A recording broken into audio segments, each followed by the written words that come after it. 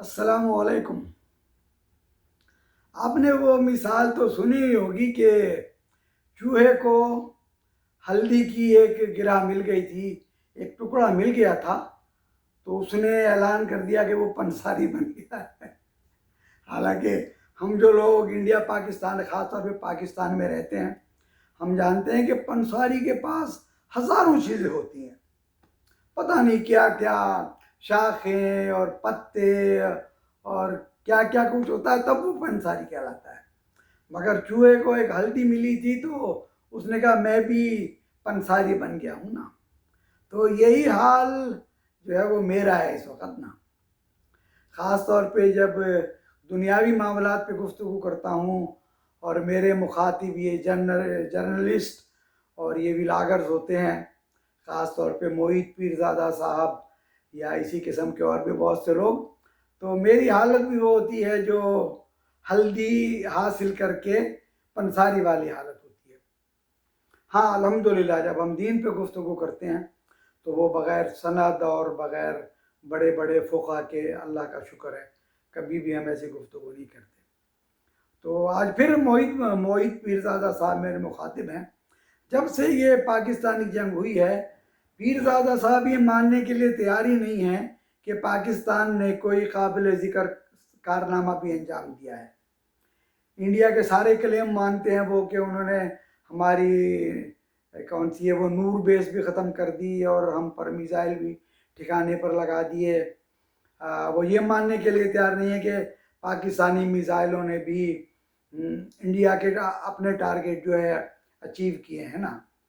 حالانکہ انڈیا کے بہت بڑے بڑے جو جرنلسٹ ہیں انہوں نے مانا ہے کہ سائبر اٹیک میں تقریباً جو جموں کشمیر کا علاقہ ہے وہاں کی پورے کمپیوٹر جو ڈاؤن ہو چکے تھے، مگر پیرزادہ صاحب یہ ماننے کے لیے تیار نہیں ہیں۔ کہ دیکھیے ہمارا دین بھی ہمیں یہ بتاتا ہے کہ کسی کی مخالفت میں ہم اتنی دور نہ نکل جائیں کہ ہم جو ہے وہ سچ بات بھی نہ کہہ سکیں نا۔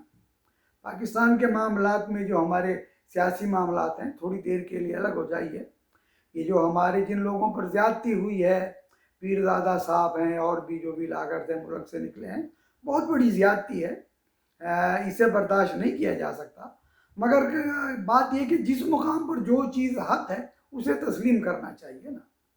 ایسا نہیں ہے کہ آج یہ کہہ رہے تھے کہ پاکستان نے کچھ بھی نہیں کیا کیونکہ ٹرمپ انتظامیہ کو پاکستان کی ضرورت ہے، تو پاکستان ایئر فورس کی بھی جو ہے وہ برتری تسلیم کر لی، حالانکہ انہوں نے اتنا کچھ نہیں کیا۔ ایسا نہیں ہے۔ کیا کہنا چاہیے کہ کم سے کم بیلنس ہونا چاہیے۔ کسی کی مخالفت میں پیرزادہ صاحب بھی اپنی تکلیفیں جب یاد کرتے ہوں گے تو غالباً وہ تھوڑے مقام سے نیچے آ جاتے ہیں تنقید کرتے ہوئے نا۔ اس وقت دنیا میں کیا ہو رہا ہے، میں کہاں اور میری مثال کہاں اور میں کیا سوچ سکتا ہوں، کیا کہہ سکتا ہوں۔ اس وقت جو کچھ دنیا میں پوزیشن ہے، اور پیرزادہ صاحب کا آج کا جو ویلاگ ہے وہ یہ ہے کہ بس امریکہ تیار بیٹھا ہے ایران پر حملہ کرنے کے لیے، اور اس میں کوئی شک نہیں ہے، کوئی شبہ نہیں ہے کہ امریکہ کے پاس اتنی طاقت ہے دنیاوی طور پر کہ دنیا میں جو چاہے وہ کر سکتا ہے۔ مگر یہ بھی سوچئے پیرزادہ صاحب کہ اسی علاقے میں جو ہے امریکہ کی اتنی بیسز ہیں، جو ایران 2000 میل دور تک اپنے ٹارگیٹ پر اپنے بیلسٹک میزائل پھیل رہا ہے، یہ تو 300-400 میل دور ہیں ان کی بیسز نا۔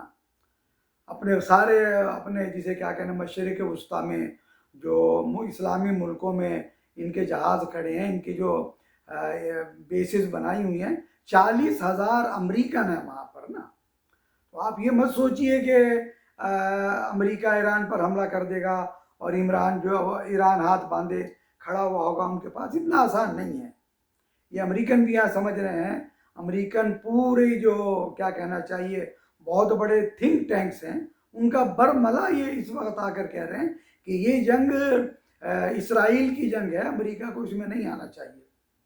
اور ان کا یہ بھی کہنا ہے کہ یہ امریکہ کے مفاد میں نہیں ہے، اور ان کا یہ بھی کہنا ہے کہ کبھی بھی طاقت سے مسائل حل نہیں ہوتے۔ وہ یہ بھی دہرا رہے ہیں کہ دیکھ لیجئے عراق کو، دیکھ لیجئے لیبیا کو، دیکھ لیجئے شام کو دیکھ لیجئے، جن ملکوں میں بھی امریکہ نے کوشش کر کے حالات بدلیں، وہاں آج تک حالات صحیح نہیں ہو سکے۔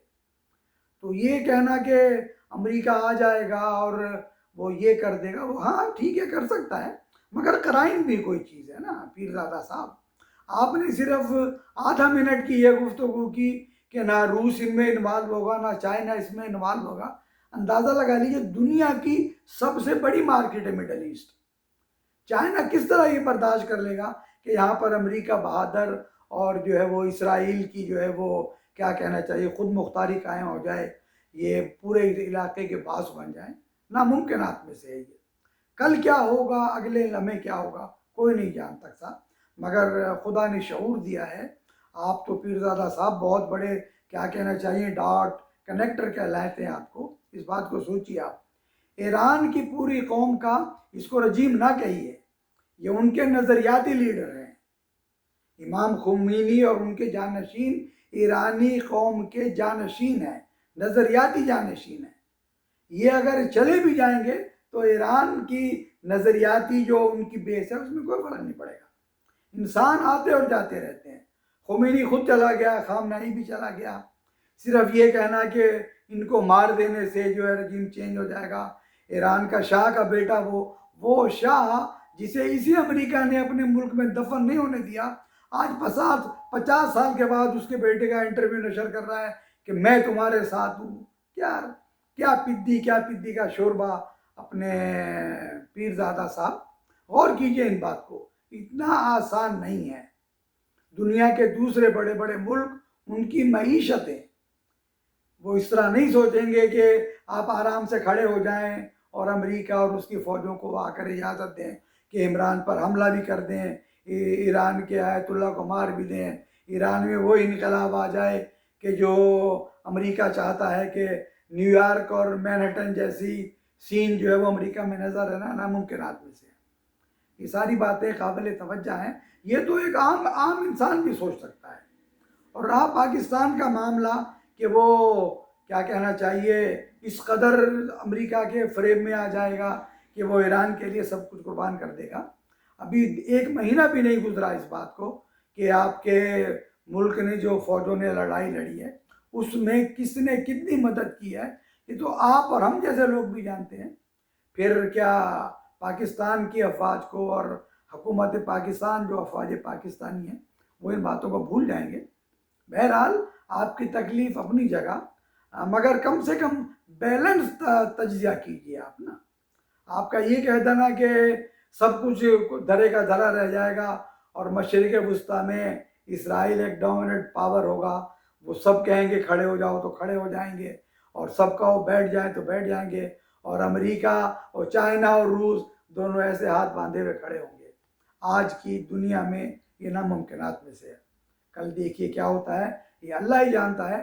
ہمارے اپنے رب سے بھی یہ دعا ہے کہ یقین کیجئے آج تک یہ ہر صاحب بصیرت جانتا ہے، اور اللہ اسے زندگی دے، اس کی جان کی حفاظت فرمائے، اس سے وہ کام لے لے جو ملک میں اللہ چاہے کہ عمران خان سے لینا چاہتا ہے۔ اس نے سینکڑوں مرتبہ کہا ہے کہ جنگ مسائل کا حل نہیں ہوا کرتی، اور آج کی متمدن دنیا بھی جانتی ہے پیرزادہ صاحب کہ جنگ مسائل کا حل نہیں ہے، مسائل کو اور بڑھاتی ہے۔ ایران سے اگر بات ہوگی تو مسائل پر ہی بات ہوگی، اسی طرح گفت و شنید کر کے ہی کوئی حل نکالا جا سکتا ہے۔ ہاں امریکہ میں یہ طاقت ہے کہ وہ جنگ تھوپ دے، اس پر کر بھی سکتا ہے، مگر اس طرح وہ اپنے گول اچیو نہیں کر سکتا۔ دیکھیے کل کیا ہوتا ہے۔ پھر اگین جو ہے وہ ایک ہلدی کی ٹکڑا مجھے مل گیا تھا، اس پر ہی میں نے پنساری بننے کا دعویٰ کیا۔ دیکھیے سنیے، اگر اچھی لگی ہے بات تو کہیے کہ ظہیر بھائی آپ نے مناسب بات کہی، ورنہ کہیے کہ ظہیر بھائی آپ اپنے پرانے ڈومین میں رہیے، جو باتیں آپ کو آتی ہیں بس وہی کیجیے گا۔ السلام علیکم ورحمۃ اللہ۔